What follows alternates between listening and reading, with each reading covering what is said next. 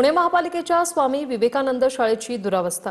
शाळेच्या छताला गळती लागली आणि विद्यार्थ्यांच्या बसण्याची नीट व्यवस्था देखील नाही। कॉम्प्युटर लॅब उद्घाटनाअभावी धूळ खात पडला। पालिका प्रशासनाचं देखील दुर्लक्ष पाहायला मिळतंय। पुणे महापालिकेच्या शाळांची नेमकी काय अवस्था आहे ती आज आपण पाहूयात। मी आता पुण्यातीलच शिवाजीनगर परिसरात असणाऱ्या स्वामी विवेकानंद शाळेत आहे आणि या शाळेतल्या या कॉम्प्युटर लॅबची काय अवस्था झालेली आहे ती आपण पाहूया। ही लॅब पूर्णपणे तयार होती, मात्र फक्त उद्घाटनाअभावी ही लॅब आता धूळखात पडून आहे।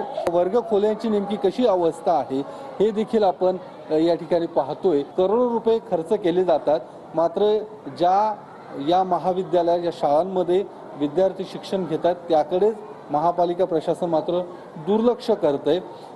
या शाळेतले जे काही कर्मचारी आहेत त्यांच्याशी बोलण्याचा आपण प्रयत्न केला, मात्र ते बोलण्यास तयार नाहीयेत। कॅमेरामन कृष्णासह योगेश बोरसे, TV9 मराठी, पुणे।